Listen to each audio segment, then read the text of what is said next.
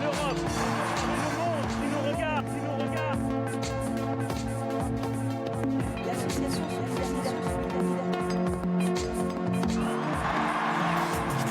Chi come noi hanno sempre combattuto.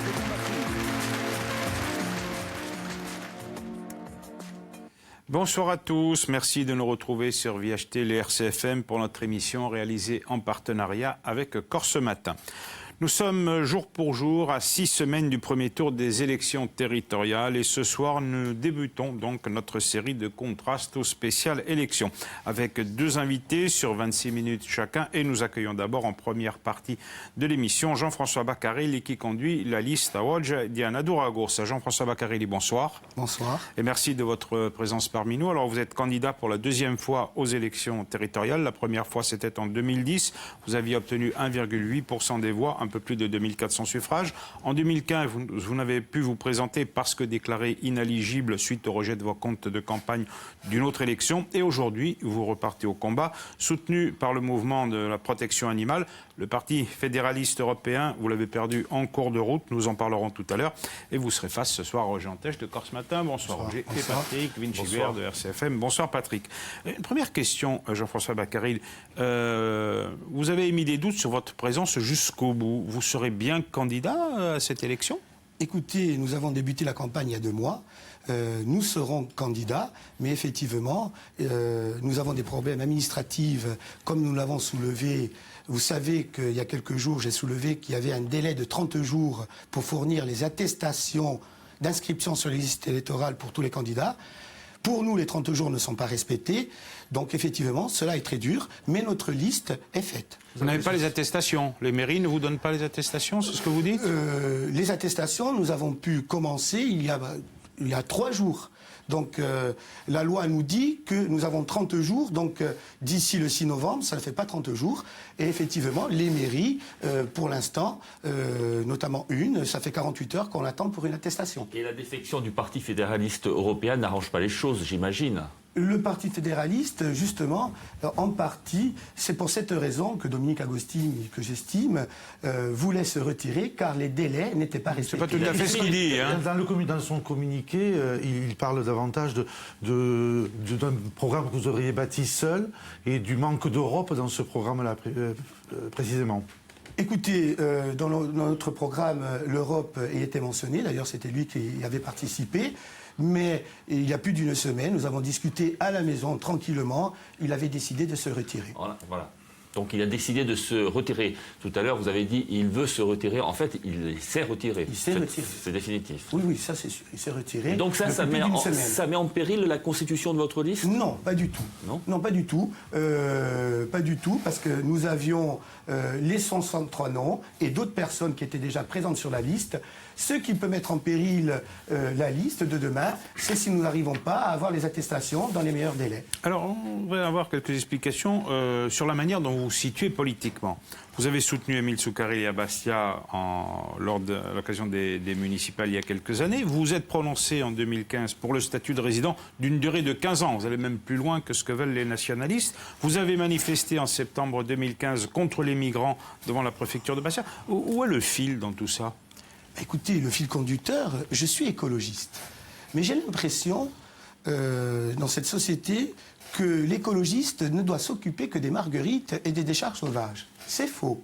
J'ai pris des positions, effectivement. À l'époque, j'ai appelé à voter Jean Soukarelli, car il y avait un accord politique. Qui était pour le port de Bastia, et c'est pas très écologique comme projet. C'était pas très écologique, mais il s'était engagé de faire un référendum local. C'est pour cette raison qu'à partir de là, nous étions tombés d'accord sur 20 propositions.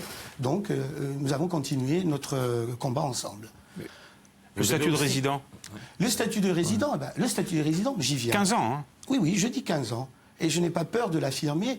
Vous savez, de Maginade à Bonifacio, actuellement, on construit. Ça fait 20 ans qu'on construit.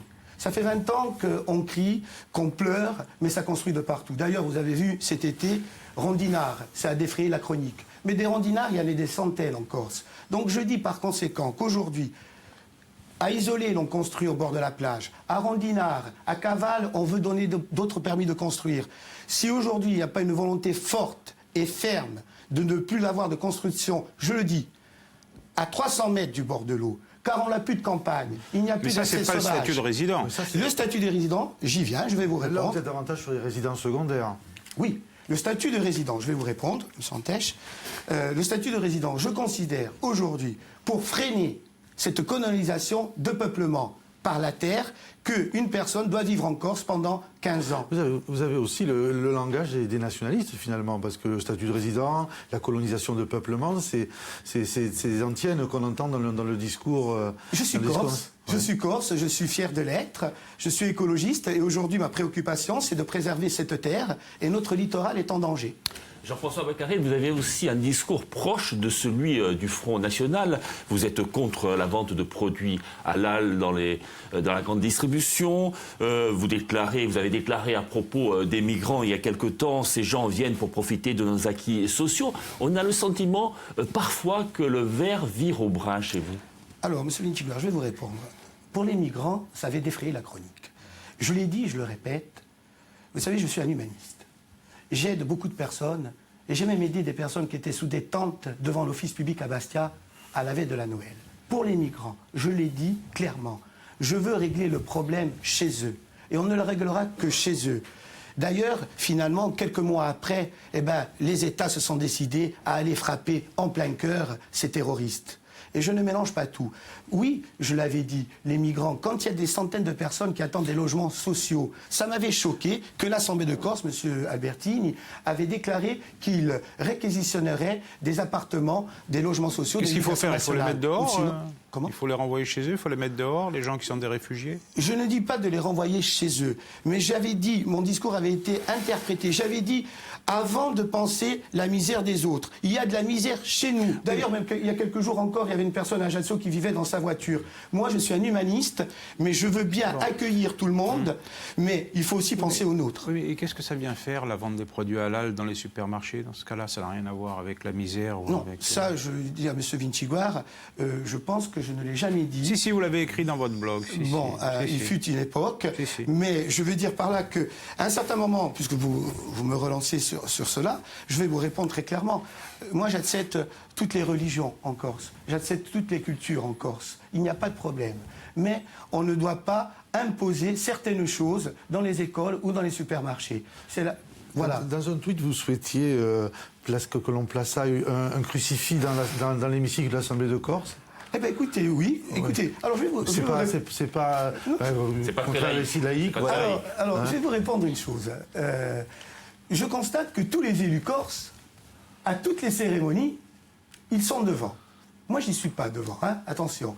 À toutes les processions, ils sont devant. La Corse est d'essence quand même chrétienne, qu'on le veuille ou qu'on ne le veuille pas. Si on veut me dire le contraire, donc, pour moi, ça ne me choquerait pas, demain, que la Corse est une terre chrétienne. D'ailleurs, le 8 décembre, à Vestadia Nazione, Pascal Pal avait décidé de le mettre, la Corse, sur la Vierge Marie. Mais qu'est-ce que ça vient faire dans le débat politique, objectivement, ça? Objectivement, écoutez, je considère à un certain moment qu'il y avait un débat sur les religions. J'ai simplement dit que la Corse était chrétienne. Effectivement, je l'avais dit après Charlie. J'accepte toutes les autres religions. Il n'y a pas de problème, mais il faut respecter les cultures de chacun. Et la laïcité, ça vous convient pas? La laïcité, dans le domaine public, bon, on ne fait pas état de ses convictions religieuses, c'est pas gênant. Et ça évite les problèmes. Ça évite les problèmes, mais la laïcité, si la laïcité fait reculer la culture qui est présente sur la terre, non, je suis pour la laïcité et le respect de toutes les religions. Vous avez un problème avec la religion musulmane? Pas du tout. Pas du tout. Il y a quelque temps, vous aviez dénoncé également sur Loupine, c'est-à-dire le quartier sud de Bastia, la présence trop importante de musulmans. J'ai un problème avec le terrorisme radical qui assassine et qui tue. Il faut interpréter. Il y a unanimité là-dessus. Eh bien, écoutez, moi, je le dis clairement, certains ne l'ont pas dit. Moi, j'ai un problème avec les gens qui assassinent d'autres personnes. Donc, d'ailleurs, sur ma liste, il y a toujours eu des personnes d'origine musulmane et j'ai toujours aidé des personnes d'origine musulmane. Oui, parmi vos soutiens, on compte aujourd'hui le Parti animaliste. La cause animale, qu'est-ce qu'elle vient faire dans votre programme aujourd'hui? Alors, la cause animale, cela fait plus de 10 ans que je me bats auprès des associations, que ce soit à Bastia ou à Ajaccio. Isabelle Ricci, qui représente la cause animale, pour moi, c'est très important. La cause animale en Corse ne doit pas être en marge de la société. Et elle fait partie de notre programme. Mais qu'est-ce que l'Assemblée de Corse peut faire pour la cause animale? Alors écoutez, la réponse est claire. Si demain nous sommes élus à l'Assemblée de Corse, nous créerons un office de la cause animale. La cause animale, ça ne veut pas dire que s'occuper... Il y a pas assez d'office. Je pense que c'est très importante, parce que la cause animale, ce n'est pas que s'occuper des chiens et des chats. C'est la divagation des animaux? En général, je pense que il vaut mieux créer une fourrière qu'un office. Comment? Il vaut mieux créer une fourrière qu'un office. Non, pas du tout. Je suis pour un office de la cause animale, et je suis pour la création de 4 refuges dignes de ce nom, dont les élus de la Corse, tous confondus, ne sont pas capables de donner refuge à nos pauvres bêtes, que ce soit ceux qui sont en divagation, aux chiens, aux chats. Bon, on va laisser un peu la cause animale, encore que... sur l'offre politique, dans ce scrutin, d'un côté, il y a les nationalistes, de l'autre, les forces politiques traditionnelles, qui pourraient, on en parle éventuellement, s'allier dans une sorte de front républicain. De quel côté est-ce que vous penchez, vous? Écoutez, moi, je suis écologiste. Nous avons 52 propositions que nous allons présenter la semaine prochaine. Moi, un front républicain... Vous savez, si demain les nationalistes prennent le pouvoir, ils ont le pouvoir, ils le reprennent, je n'ai pas à constituer un front républicain, c'est la démocratie qui l'aura voulu, et bien c'est que le meilleur gagne. Donc entre les 2 tours, pas d'opposition de votre part? Pour l'instant, il n'y aura pas d'opposition, mais pour répondre à Jean Vitus, dans un front républicain, je n'y participerai pas. Et justement, ça pose la question de votre positionnement entre une Corse attachée dans la République et une Corse autonome, autonomiste. Vous êtes où parmi ces deux courants-là? Je vais vous répondre. Effectivement, il y a 2 courants. Voire indépendants, d'ailleurs. Il y a 2 courants. Je suis pour la reconnaissance du peuple corse historique. Aujourd'hui, je ne le cache pas. Aujourd'hui, si demain matin la Corse est indépendante, je pense que c'est trop tôt, vraiment trop tôt. Donc je suis pour la reconnaissance et l'émancipation du peuple corse, car s'il n'y a pas émancipation et reconnaissance, notre langue, notre culture va disparaître comme elle est en train de disparaître. C'est quoi le peuple corse historique? C'est communauté de destin? Bien sûr, bien sûr. Je veux dire par là, toute personne qui s'intègre sur cette terre est le bienvenu. Alors, on revient à votre programme. Vous l'avez dit, vous définissez comme écologiste. Alors, par exemple, il y a un dossier brûlant qui va revenir encore certainement sur le devant de la scène. C'est celui des déchets, le traitement des déchets. Qu'est-ce que vous proposez? Alors, le traitement des déchets, déjà, avoir regroupé avec le CIVADEC, je pense que c'est une erreur. D'avoir regroupé, on le voit depuis quelques années, il n'y a que des problèmes. Je propose d'abord que les 10 communes de Corse, les 10 plus grosses communes de Corse, aient des usines de recyclage. C'est intolérable. Nos déchets, nous devons les assumer. Nous devons les assumer. Quand j'entends dire on va envoyer les déchets à Marseille ou je ne sais pas où, non. On fait des déchets, on les assume. Donc le recyclage et le tri sélectif, j'y viens. Le tri sélectif, arrêtons. Il n'existe pratiquement pas. Ah non, il a même progressé depuis quelques années. Écoutez, insuffisamment, mais il a progressé. Dans les rues d'Ajaccio, de Bastia ou de Porto Vecchio, vous arrivez devant un centre de collecte. D'abord, il est dégueulasse, il n'y a aucun entretien. Donc, il faut une politique du tri sélectif. Il faut que toutes les communes aient l'obligation d'avoir un tri sélectif. Pas de faire des incantations, avoir un tri sélectif. Et si demain, les 10 grosses communes de Corse, où la population est concentrée, recyclent à 90% ces déchets, eh bien, oui, il faut avoir quand même des propositions fortes, parce que depuis des années, on n'en a pas. Donc, vous bannissez l'incinérateur comme solution? J'ai toujours été contre. Et pour les déchets ultimes, c'est l'enfouissement comme aujourd'hui? L'enfouissement, bien entendu. Les 10%, à partir de là, on peut enfouir. Mais aujourd'hui, la nécessité, c'est que les communes de Corse prennent leurs responsabilités et construisent...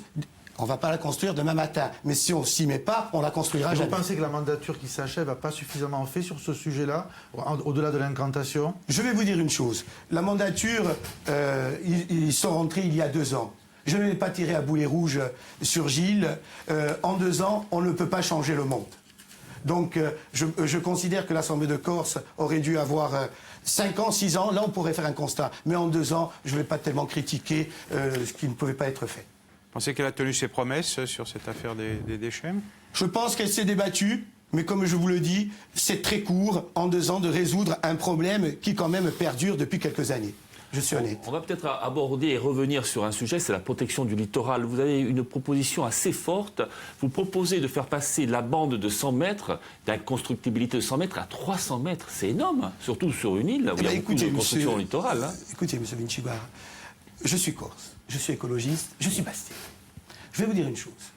Vous connaissez la Marane comme moi. La Marane, c'est le cordon lagunaire, il fait 12 km. On n'a pas besoin d'aller à Rondinard ni à Caval. Il y a 20 ans, il y avait au moins une trentaine d'accès sauvages pour aller à la plage. Aujourd'hui, il n'y a plus qu'un seul accès sauvage. Les autres, c'est des accès organisés par le Conservatoire du littoral. Donc, je vois par exemple la plage d'Isolé. La plage d'Isolé, on est en train de construire un mur pour faire des maisons ou je ne sais pas quoi, à 30 ou 40 mètres. Rondinard, vous en avez eu l'exemple l'été dernier. Et d'autres qu'on ne connaît pas, où on construit. Donc, quand je dis 300 mètres, il faut aussi récupérer notre littoral et nos campagnes. Le mot campagne a disparu dans la bouche des Corses. Donc, oui, je dis 300 mètres, et avec des accès tous les 3 km sauvages pour que tout le peuple corse puisse jouir d'aller à la plage s'il en a envie. Vous pensez que c'est réaliste, 300 mètres? Oui, c'est réaliste. Parce que dans quelques années, vous savez, je vais vous dire une chose, la Corse, lorsqu'elle deviendra comme les balayards, 300 mètres, ça veut dire que, par exemple, à Bastia, on ne le construit plus. on ne construit, on laisse. Écoutez, je ne suis pas Non, pour mais tout y détruire. compris Bastia-Ville. Hein. Bastia-Ville, de toute façon, il n'y a plus rien à construire. Je veux dire, où c'est tant à faire. Et Bastia n'est pas tellement concerné. C'est à partir de Fouriane, de Bigouille, si vous voulez. Mais, écoutez, on est forcé de construire toujours au bord du littoral.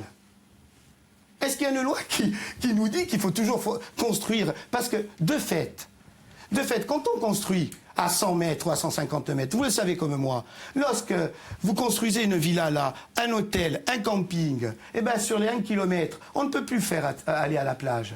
Et ce joyau naturel que les Corses et les touristes ont, à ce moment-là, il est privatisé de fait. Non, mais j'imagine que ce n'est pas uniquement dans le souci de pouvoir aller à la plage librement que vous proposez cette mesure-là. Bien entendu. Je veux dire par là, je veux que l'environnement... Vous savez, où l'environnement a été respecté. On va prendre la commune de Fouriane, Bastien. La commune de Fouriane, il n'a pas construit et a vendu au Conservatoire du littoral.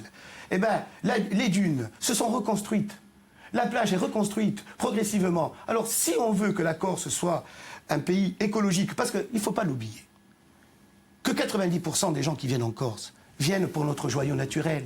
Ils ne viennent pas pour du béton. Et le jour qu'il n'y aura que du béton, les mêmes qui construisent vont y perdre. Donc, j'interpelle. Alors, justement, vous les placez où, vos usines de dessalement? Puisqu'il va falloir aller pomper l'eau de mer. Eh ben oui. Et puis, c'est une mesure sur laquelle on reviendra sans doute. C'est original quand même comme mesure, parce que Écoutez, la Corse a 8 milliards de mètres cubes de précipitations annuelles, même s'il en a un peu moins cette année avec la sécheresse, mais on l'évalue à ça. Et vous voulez dessaler l'eau de mer? Malheureusement, vous l'avez entendu comme moi, certaines communes du Grand Ajaccio manquaient d'eau. Tous les ans, Oui, cette année. Cette année, hein. Mais même, il y a quelques années, si ce n'était pas Ajaccio, c'était du côté de Bastia. Donc, je trouve, comme vous dites, avec l'eau, la Corse est un château d'eau. Avec l'eau qui descend, on nous dit on manque d'eau. Donc, je le dis, oui, j'ai des projets pour la Corse. Vous savez, l'Assemblée de Corse a à peu près 400 millions d'investissements par an. Hein, et je pense qu'avec la future Assemblée... Enfin, un peu moins. Hein. Un peu moins, mais avec la future Assemblée de Corse, il va y avoir de l'argent. Donc, des usines de dessalement, c'est 25 millions d'euros. Mais Ça dépend, ça dépend. Où est la logique, Jean-François Baccarel? Il y a beaucoup d'eau sur la Corse, près de 8 milliards de mètres Elle n'est cubes. pas captée. L'idée, Il vaut mieux construire des barrages, serait, hein. voilà, des Ou des retenues d'eau, en tout Oui, cas. mais ça, c'est une solution pour le Qatar. C'est d'ailleurs ce qui est utilisé au Qatar, Oui. parce qu'il ne pleut pas. Oui, il ne pleut pas. Mais ici, ça fait 30 ans que j'entends dire souvent il manque d'eau, c'est pas cette année. Il est temps de le faire. Il est temps de le faire. Et moi, je propose, quand même, on est entouré d'eau. Je veux dire que 2 usines de dessalement à 25 millions d'euros, ça ne serait pas la catastrophe. Hein. D'abord, 25 millions d'euros, à mon avis, ça risque d'être un peu bas, parce Non, que non, c'est les 25 coûts millions. sont beaucoup plus élevés. Mais et en plus, c'est pas très écologiste, ça. Parce que j'ai regardé une enquête de WWF, vous savez, l'ONG qui défend la protection de la planète. Elle parle d'une menace potentielle sur l'environnement qui pourrait même aggraver le changement climatique. C'est une organisation écologiste. Oui, je suis d'accord avec vous. L'organisation écologique a dit ça. Mais moi, je pense aussi... Vous savez, on est des écologistes, mais on n'est pas des jusqu'au-boutistes aussi. Des fois, effectivement, il nous arrive des fois de faire des marches arrière comme tous les hommes politiques. Si demain, on me prouve vraiment que l'environnement, il y aurait de gros problèmes, on peut faire marche arrière. Mais, je veux dire par là, vous savez, c'est comme l'incinérateur. Tout à l'heure, on me posait la question sur l'incinérateur. Effectivement, il y a quelques années, je l'ai dit à M. Vinciguer, je suis contre formellement. Mais effectivement, maintenant, il y a eu du progrès.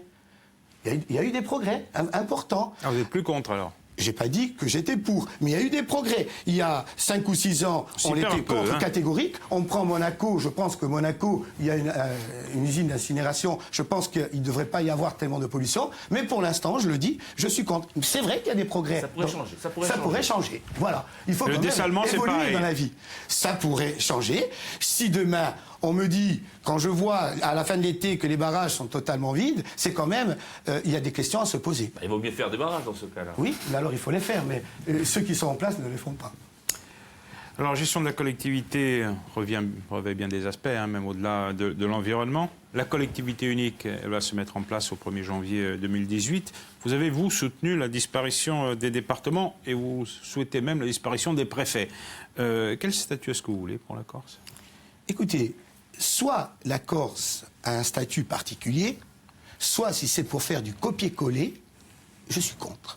Mais ce statut pour la Corse, je ne le veux pas qu'institutionnel. C'est quoi du copier-coller? Du copier-coller, si c'est pour faire du copier-coller comme sur le continent, et nous répondre dans quelques années ou dans quelques mois, et vous savez, on ne peut pas. Je vais vous expliquer. Je veux dire, moi, quand je dis, je ne veux pas une assemblée de Corse administrative, je veux une assemblée de Corse politique, hautement politique. C'est-à-dire qu'il faut faire des choix politiques dans le domaine de l'écologie, dans le domaine de l'économie, parce que le peuple corse aujourd'hui, le 3 décembre, ou le 8, ou le 10, ils attendent que leur vie change un peu. Écoutez, aujourd'hui, ce qui intéresse le peuple corse, c'est la vie chère. On n'en parle pas. C'est le logement. On n'en parle pas. Donc, je suis pour une assemblée unique, oui, mais avec des décisions politiques. On prend par exemple un exemple. Je vais vous prendre un exemple très clairement. La prime de transport pour les retraités. Cela fait plus d'une vingtaine d'années qu'on la réclame. Est-ce que la future Assemblée de Corse aura le courage politique de dire oui, nous la donnerons? Et c'est surtout les financements. Oui, mais alors, si nous n'avons pas, alors donc il faut s'arrêter, si nous n'avons pas les pouvoirs, si le compte n'y est pas budgétairement, à quoi bon alors faire une Assemblée unique? Parce que si on va me dire au mois de janvier, M. Bakary, eh ben finalement il y a l'Assemblée unique, il y a 73 élus, mais ils peuvent rien faire. Ben je dis alors on reste à la maison. Parce que les moyens de financement, il faut les trouver où? C'est auprès de l'État, c'est une fiscalité nouvelle. C'est l'État qui doit transférer la fiscalité qu'ils ont actuellement. Mais il veut pas. Hein. Donc, il ne veut pas. Donc, à partir de là, elle va servir à quoi? À partir de là, on demande, comme les nationalistes, une autonomie pleine et entière, y compris fiscale? Oui, mais que avec le pouvoir législatif. Mais le pouvoir législatif au service du peuple corse. Et là, j'y viens. C'est-à-dire que, je veux dire par là, est-ce qu'il y a une décision politique contre la vie chère en Corse? Aujourd'hui, le panier de la ménagère explose. Les logements en Corse explosent. Quand vous voyez qu'à Bastia, récemment, on a appris qu'il y avait au mètre carré 9 000 € le mètre carré pour un appartement. Mais... Donc, allez-y. Oui, mais l'Assemblée de Corse ne peut pas décider des prix des loyers ni des prix des logements. L'État n'arrive déjà pas sur l'encadrement des loyers puisqu'il se fait retoquer systématiquement. Eh bien, il se fait retoquer. Mais je pense qu'il se fait retoquer. Mais pour les loyers, M. Antèche, je vous avoue qu'aujourd'hui, une personne qui gagne 1 200 € et qui paie 700 €, 800 €, ça, c'est les problèmes du peuple corse et les problèmes aussi du continent. Ils sont là, les problèmes. Et si l'Assemblée unique règle ces problèmes, j'en ferai partie et je la soutiendrai, quelle que soit la personne qui sera au pouvoir, si elle règle ces problèmes, je lui dirai bravo. C'est ça qui inquiète le peuple corse. Donc un pouvoir législatif, et c'est là que vous pourriez faire passer la bande de 100 mètres à 300 mètres. Bien sûr, bien entendu. Bien entendu, si c'est pour avoir un pouvoir législatif et faire du copier-coller, ça ne m'intéresse pas. Je veux des propositions fortes pour changer la vie du peuple corse au niveau de l'écologie et au niveau de la vie chère et au niveau du bien-être des gens qui vivent sur cette terre. Où on les trouve, les financements, pour financer le programme dont vous parlez? Le programme... Par exemple, les usines de dessalement, etc. Les usines de dessalement. Je vous ai dit tout à l'heure, l'Assemblée de Corse a 400 millions d'euros d'investissement. Nettement moins. On ne va pas chipoter, un peu moins, d'accord. Quelques centaines de millions de moins. Le fonds et bientôt 5 à 600 millions ou 700 millions de dettes aussi. Voilà. 600 alors donc, je ne suis pas au pouvoir, je n'ai pas tous les comptes. Mais je veux dire par là, vous savez, les hommes politiques, lorsqu'on propose des propositions très importantes, on nous rétorque souvent, où vous trouvez l'argent. Alors, si vraiment l'Assemblée de Corse n'a pas d'argent, il faut le dire, et puis alors, il faut avoir peut-être même le courage politique de refuser l'Assemblée unique. Parce que si pour l'Assemblée unique... Mais qu'est-ce que ça change? Ça changerait rien. Ça changerait rien. Oui, mais il n'y a pas plus d'argent dans les départements. Hein. Mais qu'est-ce que ça Même si change? c'est divisé par 3 Sincèrement, institutions. Jean Litus, qu'est-ce que ça change, sincèrement, avoir une Assemblée unique et si rien ne va changer? Je vous rétorque la question. Qu'est-ce que ça change? Parce que si demain, le Conseil général du Sud et du Nord sont à la... il faut rester comme ça. On pourra peut-être faire des économies d'échelle, on ne sait jamais. Je pense pas. Hein, vous le savez comme moi, parce qu'en Corse, tout le monde C'est un des objectifs. Voilà, c'est un objectif, mais je ne pense pas. Parce qu'on ne peut pas centraliser tout sur Ajaccio, ou sur Bastia, ou sur Corté. On le voit très bien au niveau du feu, au niveau... Allez-y. Dernière question. Hein. Si vous arrivez aux affaires, votre priorité, c'est quoi? Notre priorité, c'est de croire en l'écologie. On construira un véritable projet écologique et on veut changer la vie des Corses. Eh bien, Jean-François Baccarelli, merci, Merci à d'avoir vous de m'avoir participé à cette émission. La première partie s'achève. Place maintenant à notre second invité, à qui vous avez laissé la place. C'est Christophe Cagnoni, À bientôt. qui conduit la liste Habanegours. C'est l'Europe, c'est le monde qui nous regarde. Christophe Cagnoni, bonsoir. Bonsoir. Et merci d'avoir répondu à notre invitation. Vous conduisez, je l'ai dit, la liste Habanegours, qui est classée à l'extrême droite sur l'échiquier politique, même si vous, je le sais, vous refusez l'étiquette. Vous êtes issu du Front National, dont vous conduisiez à l'époque la liste en 2015 et que vous avez quitté en début d'année. Alors, sans perdre de temps, une question sur votre présence, comme pour Jean-François Baccarelli. Vous êtes sûr désormais, vous, de participer à ce scrutin? Vous avez vos 62 candidats. 63. Oui, le 63e, c'est vous. Oui, je l'ai dit lors de la conférence de presse de mercredi matin que nous allions boucler la liste au plus tard la semaine prochaine. Donc, je pense en milieu de semaine prochaine, la liste sera bouclée, effectivement. Oui. Où trouvez-vous les financements pour cette campagne, Christophe Cagnoni? Vous êtes relativement seul et c'est cher une campagne. Vous n'êtes pas sûr d'atteindre les 5%, loin de là. Je rappelle, pour donner une idée, qu'aux dernières législatives de juin dans la circonscription de Haute-Corse, la première, vous avez obtenu 316 voix, c'est-à-dire 2 fois moins que le parti animaliste cher à Jean-François Baccarelli qui vient de vous précéder. À ce fauteuil. Le financement, comme je l'ai dit lors du débat, puisque vous animiez le débat, je l'ai expliqué que c'était un financement avec mes fonds propres. Voilà. Alors évidemment. C'est pour ça que je vous pose la question maintenant pour les territoriales. Pour les fonds propres. Pour les territoriales, il est évident que la dimension de l'élection n'a rien à voir avec celle d'une législative. C'est plus cher. Évidemment, c'est plus cher.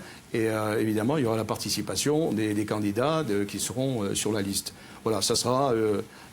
chacun mettra son obol dans le sac pour financer la campagne. Alors, évidemment, on n'aura pas un financement, une enveloppe qui sera très, très importante. Vous êtes contraint de faire un prêt, comme le font les partis politiques? Non, là, je pense que ça sera uniquement avec le financement de chaque candidat. C'était prévu comme ça.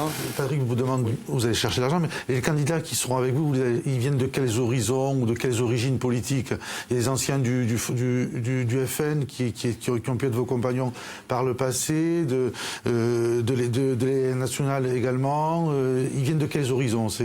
Vous ratissez très large ou non? Le maillage est fait, c'est-à-dire qu'on couvre toute la Corse. Donc les gens qui sont sur la liste viennent de toute la Corse, du Cap, du centre, du sud. Et vous l'avez dit, effectivement, nous avons des adhérents, enfin des sympathisants qui viennent de l'État national. Et ça, c'est dans le cadre de l'ouverture que j'ai fait, que nous avions proposé avec Léa Gours, Alliance Corse, à l'occasion de ces territoriales. Nous avons proposé une ouverture aux autres mouvements, que ce soit des mouvements, que ce soit des courants de pensée, que ce soit même des associations. Donc, des adhérents de l'État national ont répondu. Il y a évidemment des adhérents du Front National ou des sympathisants qui ont répondu aussi à l'ouverture.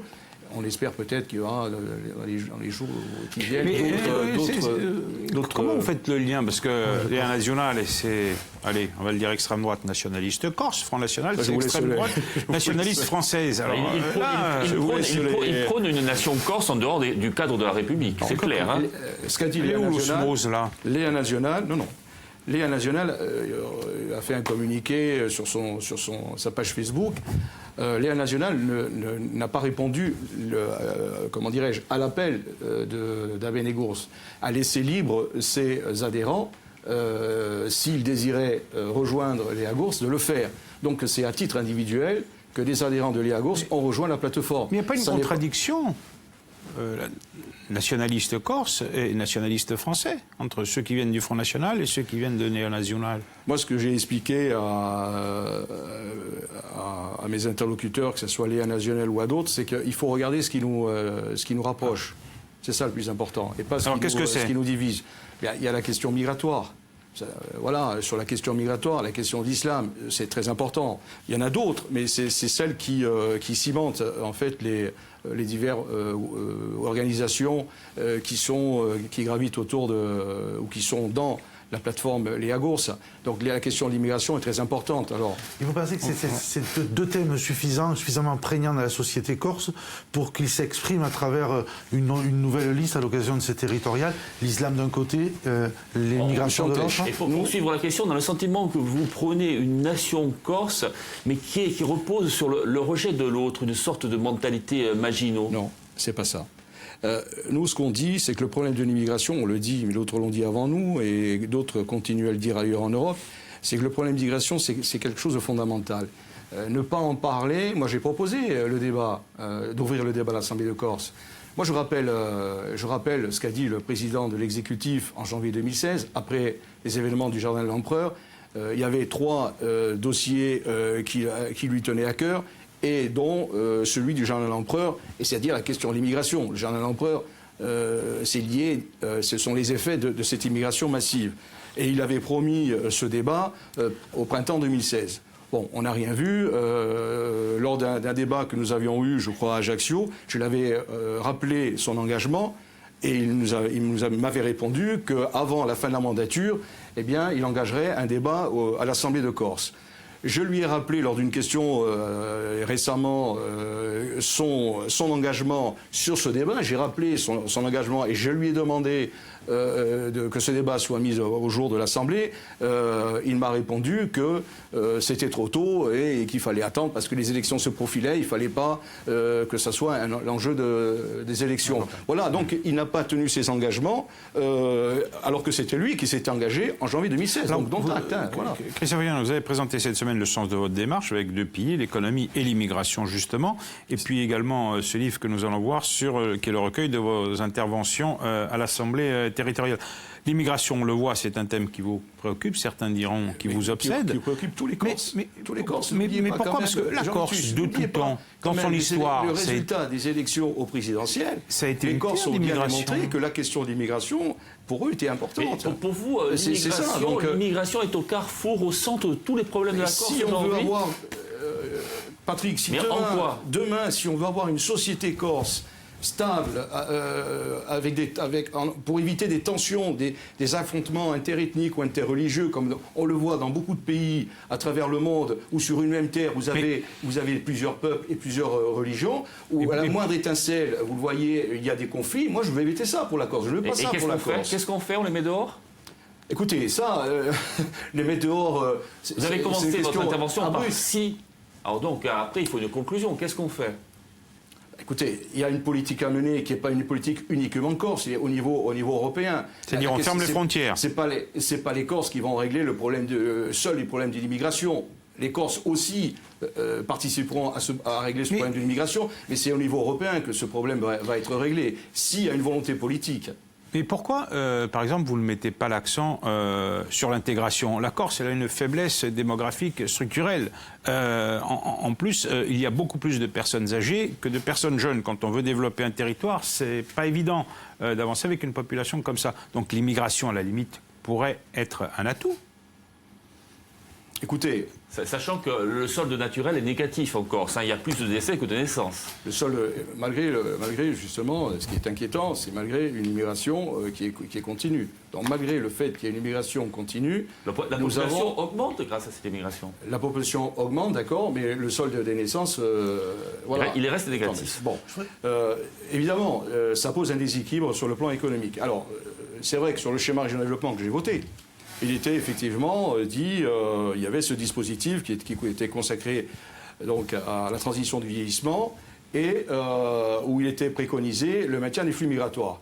Moi, la discussion que j'ai eue avec le président de l'ADEC, Jean-Christophe Angeline, je lui ai dit, ce document, moi je suis prêt à le voter, on est prêt à le voter, à l'époque j'étais dans le groupe Front National, on est prêt à le voter parce que ça va dans la bonne direction, on passe d'une économie de rente à une économie productive, il y avait des aides aux TPE en difficulté et à la création de TPE, l'aide aux TPE pour l'exportation, enfin tous ces dispositifs qui vont dans le bon sens.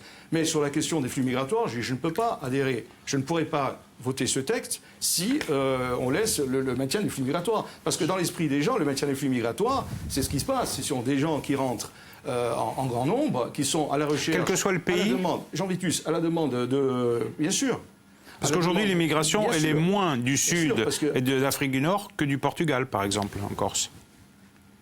Elles sont en demande de prestations sociales et nous n'avons plus les moyens. Vous le savez, la collectivité va récupérer évidemment les compétences des deux conseillers, que ce soit la Haute-Corse et Corse du Sud, et évidemment des budgets et aussi de l'enveloppe consacrée au stock, donc au social.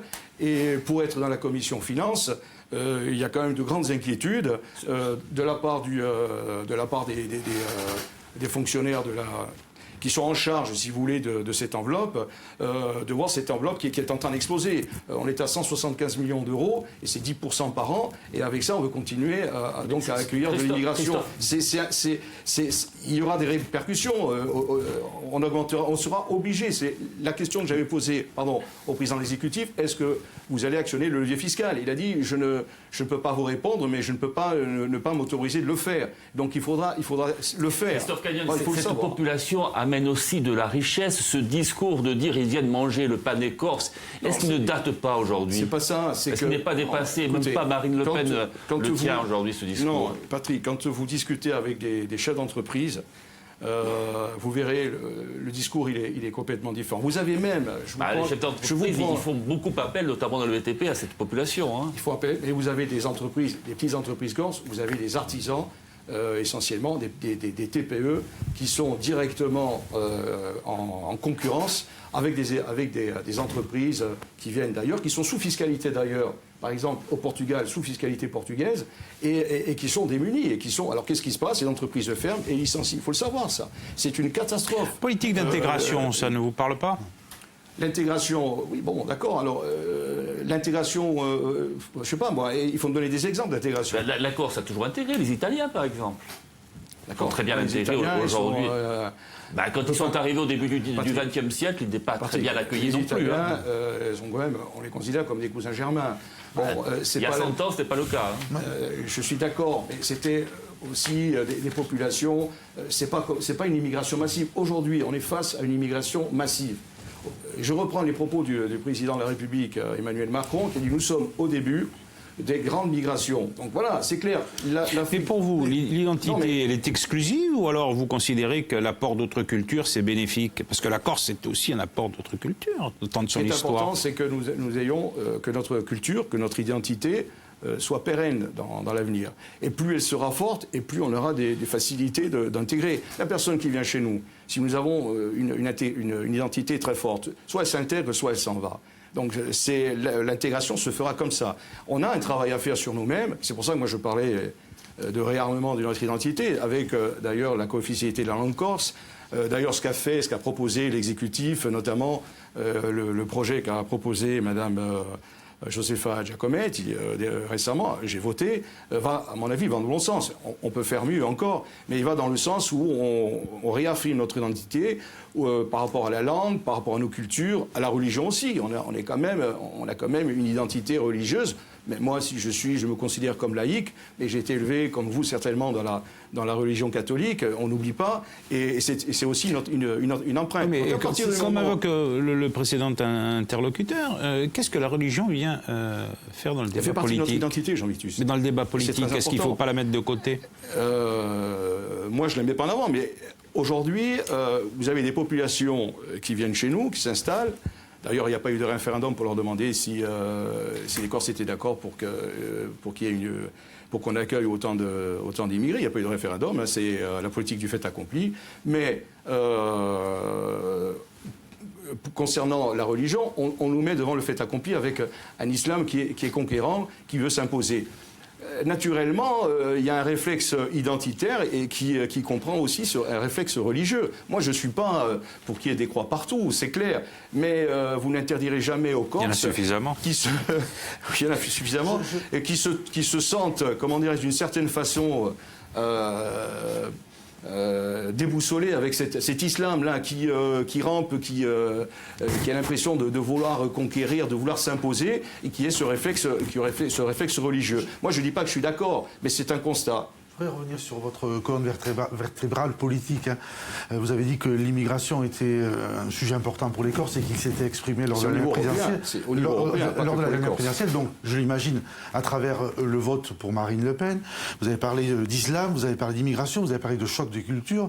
C'est dans le corps du Rassemblement Bleu Marine, du Front National. Donc, je voudrais savoir ce qui vous distingue aujourd'hui de vos anciens compagnons de route et pourquoi vous n'êtes pas dans leur démarche aujourd'hui et pourquoi vous empruntez une voie, je dirais pas en solitaire, parce que les gens vous accompagnent visiblement par rapport au Front National. Qu'est-ce qui vous distingue véritablement aujourd'hui dans cette campagne de ce plan de procès ? Plus dur, d'où votre rapprochement avec les mouvements identitaires comme Lea Nazionale. Je vais répondre à Antèche.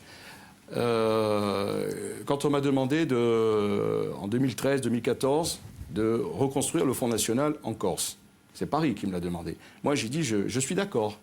Mais à une condition, je pose mes conditions, c'est que le courant que j'ai toujours exprimé, revendiqué, animé au sein du Front National, que ce courant-là existe, qu'il soit reconnu par les instances parisiennes, par le bureau politique de Paris. Bon, on m'a dit oui, mais enfin, ça a été un oui, parce qu'on ne pouvait pas faire autrement, il fallait absolument, c'était la volonté de Paris de construire quelque chose en Corse très rapidement.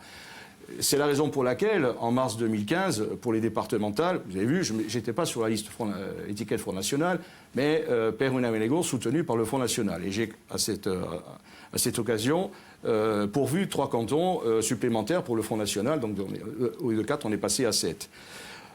Pour les territoriales de 2015, il y a 2 ans, la même chose, j'étais dans cette optique si vous voulez, de Per una Venegos, donc, qui devait mener la campagne.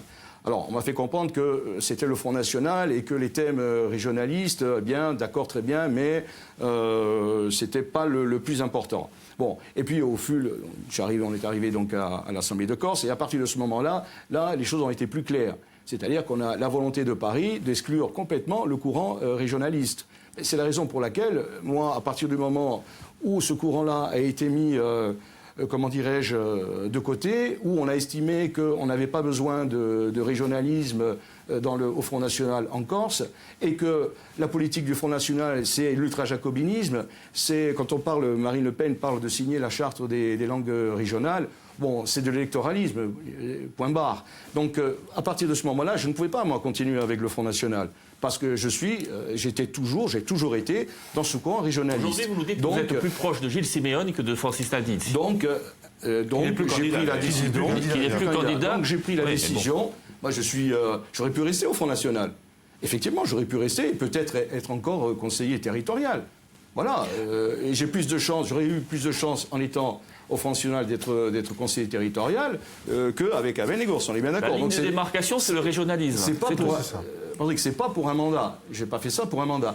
J'ai été logique avec moi-même. J'avais mes idées. Ces idées-là n'étaient plus défendues par le Front National. Donc j'ai décidé de partir. Il y a une évolution, d'après vous, du Front National encore aujourd'hui, le fait que Francis Nadine ne soit pas tête de liste au profit de Charles Giacomi? Écoutez, le Front National, vous le savez, à l'échelle nationale, traverse une crise qui est, à mon avis, enfin, ce que je peux savoir, puisque je vois, assez grave. C'est-à-dire que la présidente Marine Le Pen, son autorité est remise en question, surtout après le fameux débat du second tour. Il y a eu des exclusions, de nombreuses exclusions depuis quelques mois. Les départs de Marion Maréchal Le Pen et de Philippot. Bon, je veux dire, ça a quand même été, c'est quand même deux piliers du Front National qui sont partis. Donc il est très très affaibli. L'autorité de Marine Le Pen est très contestée, même si elle est étouffée. Mais vous verrez au congrès de Lille de mars 2018, il risque d'y avoir, comme on dit, d'y avoir du sport. Et ce qui concerne, évidemment, il y a des répercussions ici en Corse. Moi, j'ai pas à commenter la tête de liste du Front National, mais il est clair que le Front National n'engage pas ces élections territoriales avec toute la sérénité qu'il faudrait, quoi. S'il est au deuxième tour, vous appelleriez, vous, à voter pour lui? Écoutez, il y a un comité exécutif d'Avenegos, et puis il y a donc les alliés qui ont rejoint la plateforme. Ça se décidera au moment opportun. On dit un mot de votre programme que vous avez dévoilé cette semaine lors d'une conférence de presse avec l'idée assez originale, avec cette création de l'Observatoire astronomique dans le Dionsane. Ça paraît peut-être un peu surréaliste, mais pourquoi ce type de projet dans le Dionsane? C'est une région magnifique au demeurant, mais un petit peu isolée quand même. Justement, c'est parce qu'elle est isolée que c'est intéressant. Je vais expliquer très rapidement, parce que ça mériterait une émission. Il faut savoir que l'Espagne est leader dans le domaine. Alors, pour résumer, pour synthétiser, l'Espagne veut développer, là, depuis une dizaine d'années, quinzaine d'années, veut développer un nouveau tourisme qui marche très bien, qui s'appelle l'astrotourisme. Donc, si vous voulez, c'est du tourisme à partir de la découverte de l'astronomie. Et de nombreux sites, depuis une dizaine d'années, une quinzaine d'années, donc, voient le jour en Espagne. Et ça marche très bien.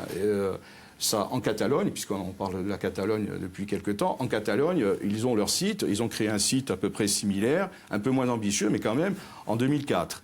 Et il y a 20, 25 000, 30 000 visiteurs par an. Sur le continent aussi, il y a de nombreux sites qui se créent depuis les années 2000. Donc nous avons, nous, un ciel qui est parfait. Hein, c'est pas moi qui le dis, ce sont des mesures qui sont faites régulièrement par des spécialistes. Et pourquoi le Dionsane? Parce que le Dionsane répond à de nombreux critères, c'est-à-dire l'accessibilité, la qualité... C'est pas évident aujourd'hui l'accessibilité. La qualité du ciel et le site qui est remarquable. Donc un observatoire astronomique consacré donc, à la découverte, donc ça c'est touristique, et puis après il y a la partie aussi qui est professionnelle. Et qui finance? Il finance, il y a le comité massif qui a une enveloppe qui peut financer, il y a la CADEC qui peut financer, il y a l'ADEC qui peut rentrer dans le financement, il y a des financements privés, et puis des fonds européens, les fonds FEDER qui peuvent financer aussi jusqu'à 80%. Donc nous irons observer les étoiles dans le Dionsane. Vous pensez qu'il n'y a pas d'autres priorités pour l'intérieur, parce que le Dionsane en fait partie? Il y a une quinzaine d'emplois qui sont créés. Donc c'est quand même intéressant. Il y a l'aspect aussi culturel, l'aspect recherche. Donc des liens avec, puisque vous parlez d'ouverture, tout le monde parle d'ouverture, là c'en est une, avec de nombreux pays, que ce soit aux États-Unis, le Japon, l'Allemagne, le Chili, enfin, où il y a de grands observatoires, et on peut avoir des échanges, et on aura des échanges si on a cet observatoire. Il y a des emplois créés, des emplois induits aussi. Là, nous, on n'a pas fait les calculs de ce que ça peut générer comme un emploi induit. Mais vous en avez parlé avec les décideurs politiques, les maires, les conseillers territoriaux. Le président du comité massif a le dossier. Il est au courant déjà depuis plusieurs mois. Jean-Félix Acquavive, qu'est-ce qu'il en dit? Il a trouvé le projet très intéressant et c'est un projet qui peut être mené à terme, bien sûr. Et le coût? Le coût a été calculé chiffré à environ 4,5 millions d'euros. Par rapport au débat qui anime le débat politique en ce moment, sur une plus grande autonomie de la Corse, vous vous situez où? Et cette autonomie avec quels moyens financiers? Je vous ai vu tout à l'heure tiquer sur la dette de la future collectivité et sur la fiscalité et les dotations d'État dont elle pourrait bénéficier. Alors, nous, on l'a toujours dit, je l'ai toujours dit à Venegos, c'est le sujet, le dossier qui nous sépare du Front National concernant l'autonomie. Nous avons dit que nous sommes pour l'autonomie. Donc, je pense que c'est l'institution qui permettra à la Corse avec une autonomie de se développer. Voilà. Alors, effectivement, il y a les moyens. Bon, je me souviens, le 4 juillet 2016, quand le Premier ministre est venu à l'Assemblée de Corse, et qu'il a expliqué que, voilà, vous avez cette enveloppe, il faudra vous débrouiller avec. Bon, là, aujourd'hui, avec la collectivité unique, c'est vrai que nous avons des compétences. Alors, il y a les compétences des deux conseils généraux, mais il y a les compétences que la loi NOTRe nous attribue. Mais ce qu'il faut savoir aussi, c'est que l'État français, comment dirais-je, ne suit pas au niveau des finances, au niveau de l'enveloppe. Une diminution de dotation. Il y a une diminution de dotation, mais aussi il y a des compétences qui ne sont pas financées. Par exemple, concernant l'emploi, on a dit, bon voilà, avec la nouvelle collectivité, c'est la collectivité de Corse qui va gérer ça. La première année, vous avez 500 000 euros, la deuxième année, il va falloir vous débrouiller. Donc il faudra trouver 500 000 euros pour gérer cette compétence. Bon, et c'est un exemple. Ça veut dire qu'une autonomie n'est pas possible ? Mais ça veut dire qu'il va falloir travailler. C'est pour ça, l'Union sans l'État, il faut travailler, créer des projets, aider les entreprises à exporter, à créer de l'emploi. D'où l'économie de rente à l'économie productive. Il faut aller, c'est dans le schéma régional de développement, d'ailleurs dans le PADUC, puisque le schéma de régional de développement reprend le dispositif sur l'économie, reprend ce que disait le PADUC. Donc à l'économie productive, il faut aller vers une économie productive. Alors c'est clair, on ne va pas faire ça du jour au lendemain, mais il faut s'y préparer. Alors le débat politique, il est quand même assez pauvre, il faut bien le dire. Il tourne autour de deux aspects, peut-être qui sont un peu surjoués d'ailleurs. D'un côté, c'est le risque d'indépendance, et puis de l'autre côté, c'est le Front républicain. Comment est-ce que vous vous situez par rapport à ces deux éléments du débat ? Moi, je crois que le Front républicain, c'est un combat d'arrière-garde. De toute façon, la Corse ira, pour moi, vers une autonomie. C'est dans la logique des choses, dans l'histoire. Ça va dans le sens de l'histoire. Pour moi, c'est un combat d'arrière-garde que mènent les partis conservateurs. Maintenant, sur la question de l'indépendance, nous, on l'a dit, on est sur une base bien précise, c'est l'autonomie. L'indépendance, il faut m'expliquer ce que ça veut dire. Bon, voilà, moi j'attends d'avoir des éléments bien précis pour qu'on me dise l'indépendance est possible. Pour l'instant, moi je n'ai rien. Vous avez une crainte ? Non, j'ai pas de crainte parce que nous sommes dans l'ensemble européen et puis voilà, on va avec la Catalogne, cette vérité d'indépendance qui est... on a vu tous les pays européens, enfin les chefs d'État et de gouvernement qui ont pris position pour Madrid, y compris Bruxelles. On sait très bien que même la Catalogne, une région riche, 7,5 millions d'habitants, ne peut pas faire face à les problématiques mondiales. Voilà. Elle s'épanouit dans le cadre de l'Espagne, d'ailleurs elle l'a fait, mais pas en tant que région indépendante. Et puis si elle est indépendante, ça veut dire qu'elle perd la monnaie, l'euro. Il faut qu'elle fasse une demande à l'Europe pour rentrer dans la... donc elle ait les mêmes critères, enfin les critères que lui demande l'Europe. Et donc c'est une problématique pour les entreprises. C'est pour ça que les entreprises ont dit, s'il y a l'indépendance, nous on s'en va. Donc débat qui n'a pas lieu d'être. On vous a bien compris. Christophe Cagnoni, nous sommes arrivés au terme de ce contraste. Merci beaucoup d'y avoir participé. Roger, Patrick, merci à vous également. On se retrouve la semaine prochaine avec deux nouveaux invités, toujours dans le cadre de Contrasto spécial territorial. Buona settimana, buonasera a tutti.